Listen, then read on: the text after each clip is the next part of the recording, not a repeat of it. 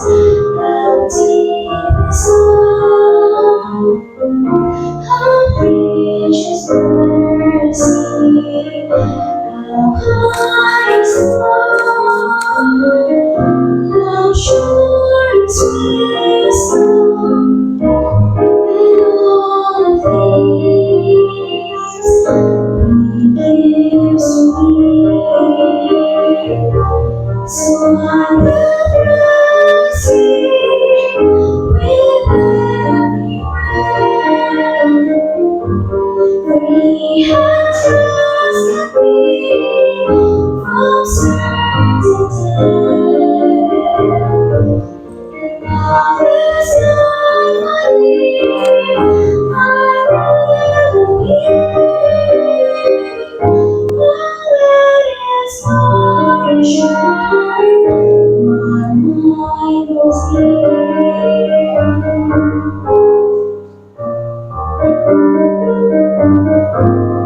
Jesus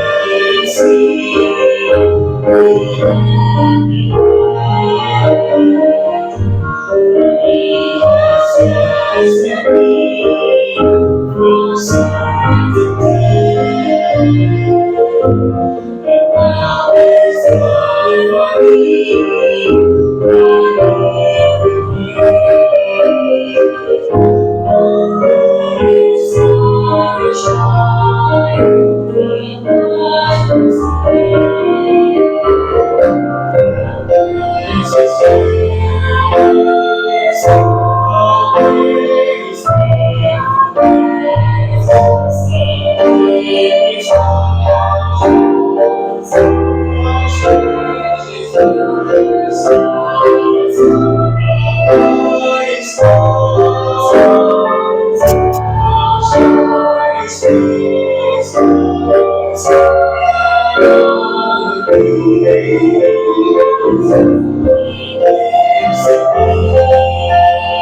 I will praise Him with every breath, for He has rescued me from certain death.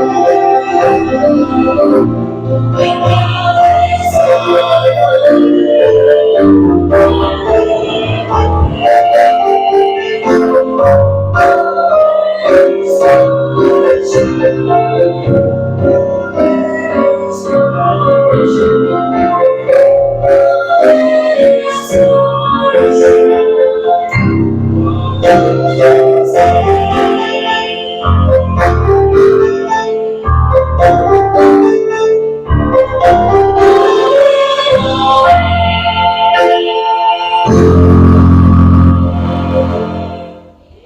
Amen. Okay, this coming, December, second Sunday din, magkakaroon po tayo ng kantata. Siguro the choir will sing mga 10 songs din, 10 to 12 songs.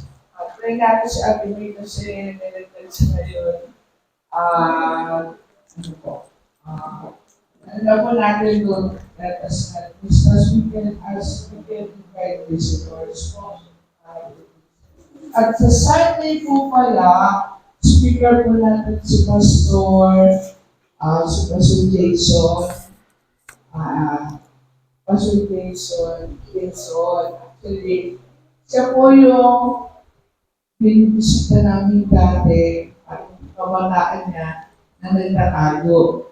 Pinagtataguan niya kami. Pero nakakatuwa ngayon kasi siya rin nag-advise sa amin. So, pala yun, yung mga nauunang nahuli, parang Dati inaakin ng kung kami tinuturuan, di ba, Rita? As yung mga kumakanta po ngayon sa atin, sila po yung mga baby natin dati. Actually, si Sai yung nandito kami, gawa ko ng mga ano. Parang parang dito muna sila tulad dito natin, no? No, bago. Kaya talaga itong mga anak na namin talaga ito. Amen? Okay, sa ating pong pag-aaral ay sound. Ating aralin sandali. Dalawang tao na nung ma-meet nila si Jesus, may malaking pagbabago ang nangyari sa buhay nila. Itong dalawang lalaking ito is Joseph of Arimathea and Nicodemus. Noong nakaraang Sunday, tinalakay natin yung buhay ni Nicodemo. Di ba? At sa kanya ibinigay yung napakagandang talata ng John 3:16. Na gayon na lamang ang pagsinta ng Diyos sa sanglibutan at binigay niya ang kanyang tunganak. At nung siya ay naligtas, naglingkod siya sa ating Panginoon. At ngayon, tunghayan natin mamaya ang konti, how Nicodemus and Joseph of Arimathea nagbalik ng paglilingkod kay God sa mabuting bagay na kanilang narinig na binago ang kanilang mga buhay. Diba? And how would you identify, ito po yung isang bagay na sa pagiging Kristiyano. How would you identify a true Christian? Tanungin ko nga po kayo. Paano po ma-identify yung totoong Kristiyano? Ma-identify po natin ang totoong Kristiyano, yung talagang totoong Kristiyano, by the changes na kanyang buhay, yung nangyaring pagbabago. Yun po yun. Yun po yung matibay na evidence. Wala nang ibang kasi po pwede natin sabihin, ako'y ligtas, ako'y palangit, ako'y alam kong, sure ako na 100% na ako'y ligtas. Pero pag hindi yun makikita sa buhay at hindi mo makita yung bunga sa kanya, then yung binagong buhay ang pinakamatibay na ebidensya ng totoong Kristiyano. Amen. Yeah. So, yun po. Ngayon po, tunghaya po natin sandali ang buhay nitong dalawang ito, and let's look at that verse, Luke chapter 23, verse 50, at lipat tayo sa Bible muna para makita po natin. Switch mo na lang, Bea, no?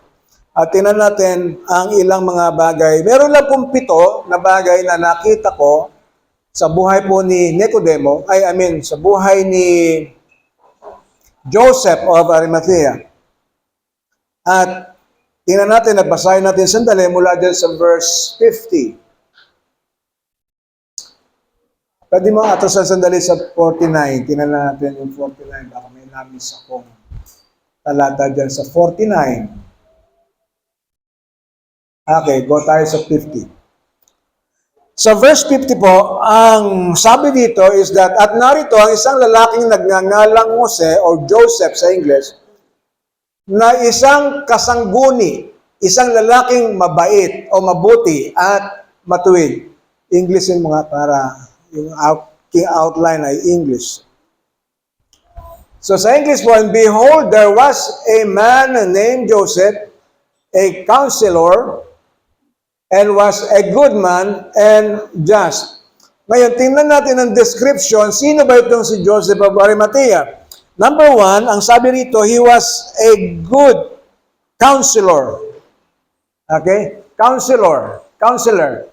Ang ibig po sabihin ng counselor o counselor ay walang pinakaiba sa mga counselor po natin ngayon yan. Kasi po siya po ay isang membro ng Sanhedrin. Ang Sanhedrin, ito po ang definition ng Sanhedrin, a supreme council and tribunal. Pag sinabi yung tribunal, yan po yung umuusig ng mga kaso. Tribunal. Sila po yung gumagawa ng hatol or judgment. Pag sinabing tribunal, sila yung nagdidesisyon ng isang kaso. At ang sabi rito, dahil siya ay Sanhedrin, kabilang siya sa council ng Sanhedrin. Kabilang siya sa nagbibigay ng hatol, whether it be religious, civil, or criminal jurisdiction, ang sabi dito. And then, hindi lang yon, he was yung kanyang pagiging Sanhedrin was headed by a high priest. Ayan.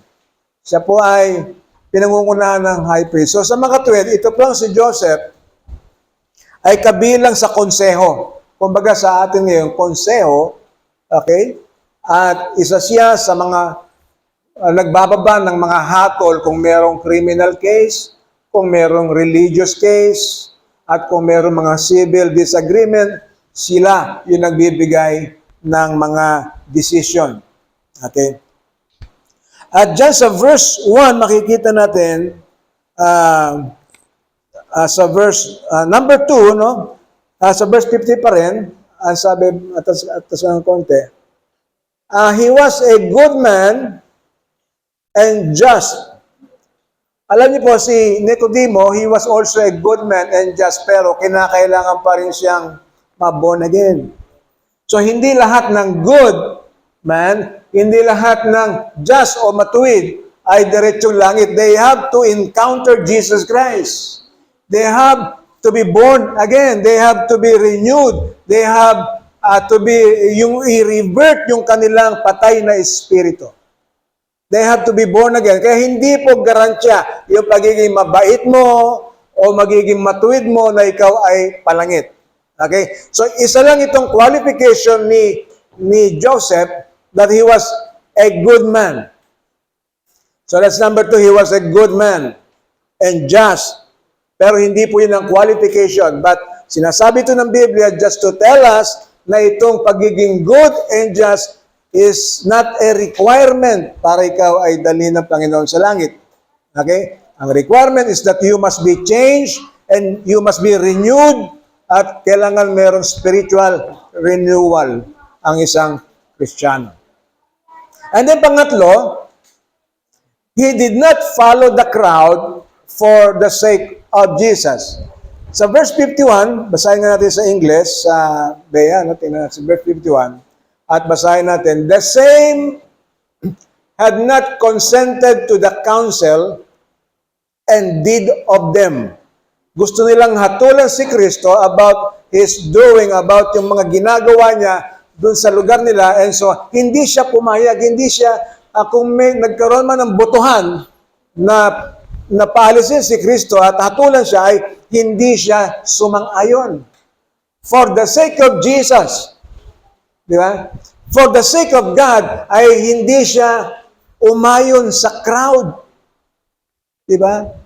Siguro, among the counselor, ay isa lang siya sa napakaraming mga counselor who must have an influence dito sa kanilang grupo na Sanhedrin. But, Joseph stood for the sake of Jesus Christ.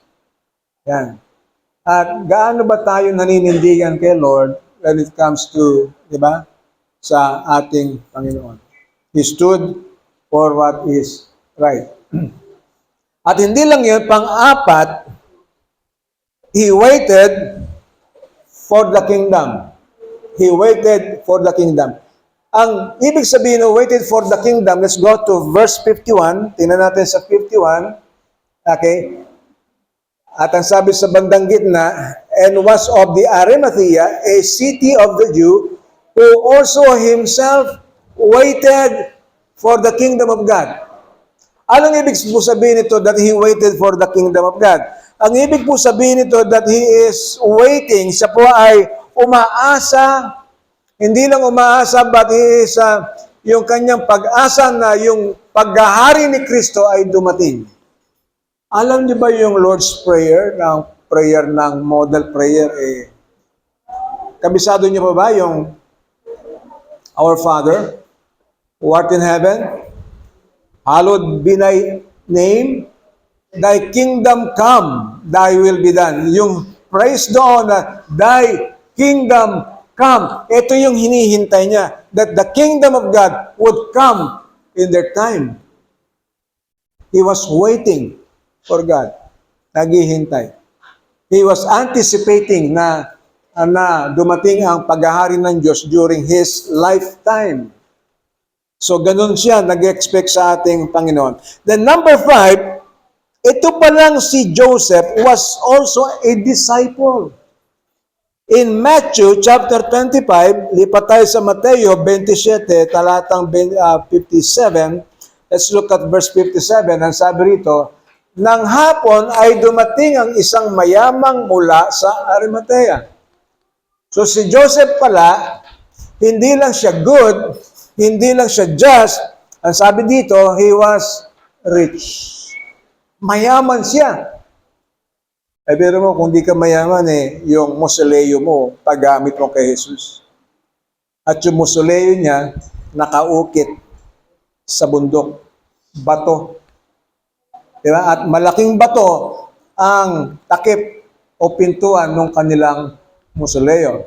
So, ang sabi ng Bible, dumating ang isang mayamang mula sa Arimatea na nagngangalang Jose o Joseph, na ito'y naging alagad din naman ni Jesus.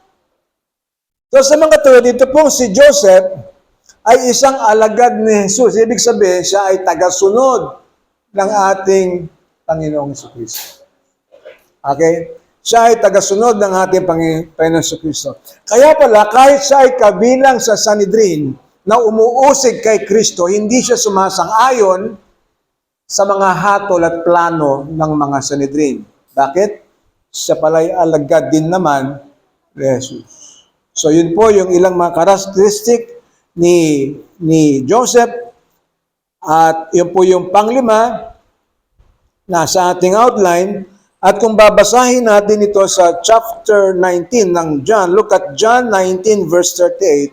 Gusto ko lang basahin dito at gusto ko makita ninyo kung anong klaseng tagasunod itong si Joseph. Ano bang klaseng tagasunod itong si Joseph? Let's look at John 19 verse 38. Ang sabi po ito, pakinggan niyo maigi. Si Joseph po ay tagasunod. Pero tingnan niyo po ang sinasabi dito.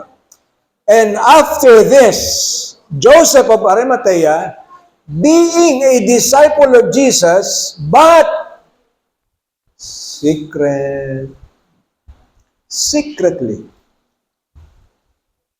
for the fear of the Jew. Siya pala, ayaw magpahalatang tagasunod ni Kristo. Amen?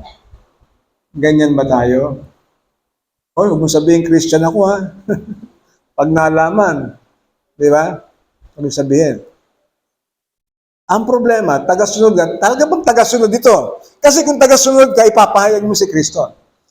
But ang sabi ng Bible, siya ay sumampalataya kay Kristo, inassume na siya ay tagasunod na Kristo. But ang isa sa pula dito kay Joseph is that siya ay sikretong Kristiyano.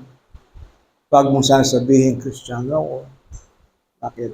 Secret niya eh. Secret natin yun. No? So yun ang isang pula dito kay Joseph because he feared. Meron siyang takot sa mga Hudyo. Pero alam nyo, sa bandang huli, naalis yung takot na yun. Dahil sa talagang sumunod ng totally siya kay Kristo, yung takot na yan ay nawala. Paano nawala? Verse 57, ay 58. Nawala ang takot na ito nung siya, verse 58 ng Matthew 27. 58. Pero sa Tagalog. English pala, English. And let me read yun sa verse 58, Matthew 27:58. Ito pong si Joseph, he went to Pilate and begged the body of Jesus, then Pilate commanded the body to be delivered. Isang bagay ang mapupunan niyo dito is that nagkaroon siya ng lakas ng loob na humarap kay Pilate. Lagay mo lang doon sa verse. At sa kanyang pagharap kay Pilate, di ba? Siyempre, hindi na siya secret. Lumantad na po siya eh. At sa kanyang paglantad, ang sabi ng Bible, he begged. Siya ay nagmakaawa na yung katawan ng kanyang Panginoon, na yung labi ng kanyang Panginoon, ay kanyang ibaba doon sa krus at bigyan ng decenteng paglilibing. Di ba? Yun ang pagbabago. Amen. Na nung una ay hindi niya pinapahalatang Kristiyano siya, hindi dapat malalaman ng mga tao na tayo Kristiyano, itago mo yung pagiging Kristiyano mo, pero there will come a time kung talagang solid ang ating pagkilala kay Lord. We have to openly confess the Lord Jesus Christ. Umarap siya kay Pilate, ang sabi, hindi niya hiningi lang. Di ba sinabi, pwede ba ibigay mo na, he begged. Dahil ayaw ibigay ni Pilate itong katawan na ito. And so, he begged. Ibig sabihin, nagmakaawa siya. For the sake of Jesus, his Lord, nagmakaawa siya to give Jesus a decent burial. Amen. And so, makikita natin dito, one of the principle na nakita natin kay Joseph is that once he was a secret believer, ngayon, lantaran siyang humarap at naalaman ni Pilate that he is one of the disciples ni Christ. And so he begged for the body. And so sabi nito, and Pilate commanded the body to be delivered. Diba? Tinawagan si Rekrek, kunin mo ang katawan. Something na gano'n. At ibinaba sa krus yung kanyang katawan. The number 7, sa 9 verse, malagay lang. Ako na i-post yan. Sa verse 7, sa number 7 po ito, sa John 19 verse 39. 19 verse 39 ng John, and there came also, nung ibinaba na yung bangkay ni Kristo doon sa krus, binaba ni Joseph of Arimathea, matapos siyang nakiusap kay Pilate, yung nagpunta kay Jesus nung gabi, si Nicodemo, tinulungan si Brother Joseph. At ang sabi rito, and there came also Nicodemus, which at first came to Jesus by night. Naalala niyo chapter 3 ng John, na pumunta itong si Nicodemus by night, para siya ay magtanong kay Jesus. At ang sabi, and brought a mixture of myrrh and aloes, about 100 pounds. Alam niyo po yung myrrh, yung mamahaling pabango. Alam niyo po yung aloe vera, to preserve yung skin. Magandang gamot yung aloe vera pala. It's a biblical plant, yung aloe. It's good for the skin, for preservation ng mga balat, di ba? Aloe, meron na pala sa Bible, aloe vera. And so, at hindi lang konting piraso ang binigay, but 100 pounds of embalming ingredient. And so, makikita natin sa buhay nitong dalawang ito, na dati they don't care about Jesus, they don't care about religion, they don't care kung ano papunta yung kanilang spirito kung saan. But when they met Jesus, nag-iba ng direksyon ng kanilang buhay. Amen? At sila ay naging tagasunod ni Kristo at naging hayagang tagasunod ni Jesus nung lumapit sila kay Pilate, and they offer a decent burial para kay Jesus, which is a picture of their true worship kay Lord. And even at the point of death ni Kristo, still, in-honor nila si Jesus dahil sa kanilang pagkakilala kay Jesus na nabago ang kanilang buhay, and so they honor back yung ginawa ni Jesus sa kanila para sila ay maligtas. Amen? Okay?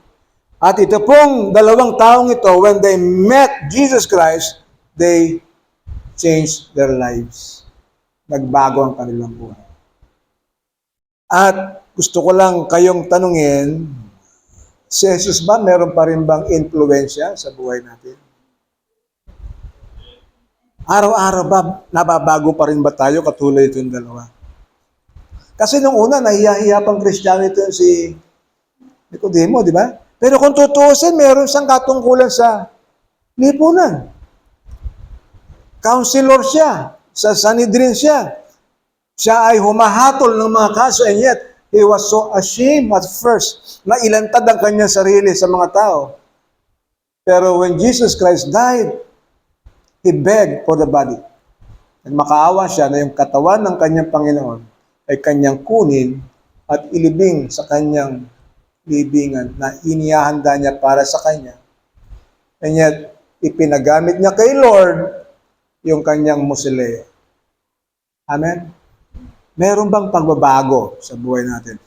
Isa po sa mahalagang aral na makikita natin sa Biblia ay yung doctrine of sanctification. Sa madaling sabi, highly technical term ng sanctification, yun po yung araw-araw na pagbabago. Araw-araw. Na kung walang nababago sa buhay po natin, ay walang epekto yung, di ba, pagiging Kristiyano po natin. Kasi yun po ang dahilan. At if you would read yung pong Romans chapter 8,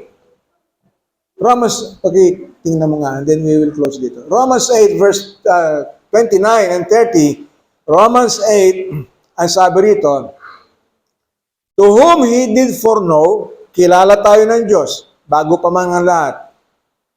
He did also predestinate, itinalaga tayo.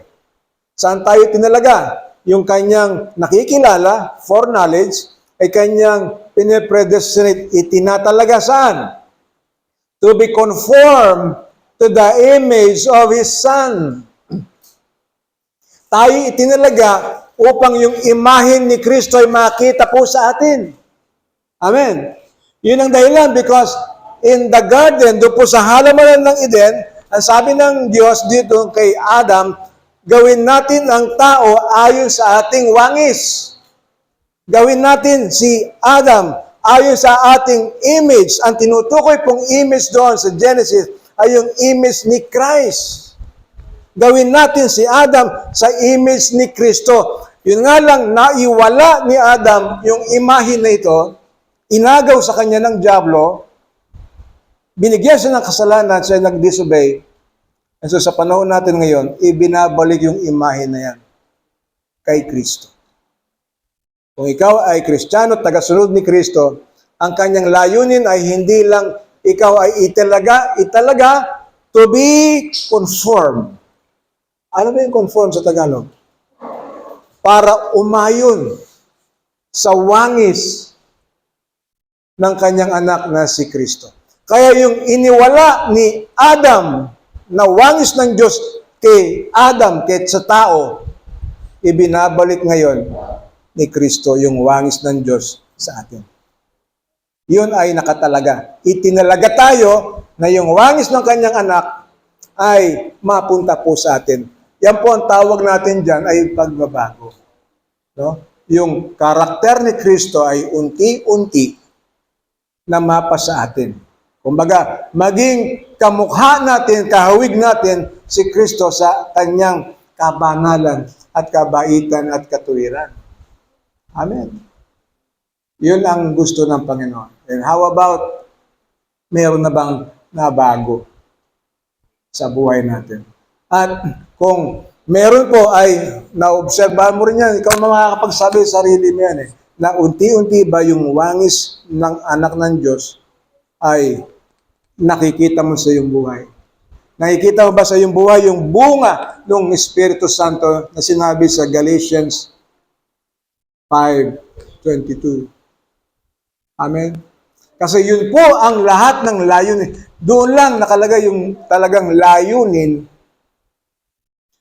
kung bakit kailangan natin si Jesus. Para baguhin tayo at maging kamukha ni Kristo. Hindi naman siguro sa pagmumukha. Kawawa naman si Lord. Kung hindi maging kahawig natin at maibalik yung imahe ng Diyos na naiwala ni Adam, maibalik yan sa atin. Kaya ang layunin ng Diyos sa atin ay tayo lumakad na aayon sa wangis ni Kristo.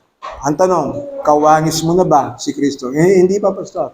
Hindi pa. Pero unti-unti, little by little, ay binabago tayo ng Panginoon upang maging kawangis natin si Kristo. Iyon ang goal ng church. Iyon ang goal ng pagtuturo para tayo ay maging kawangis ng ating Panginoon.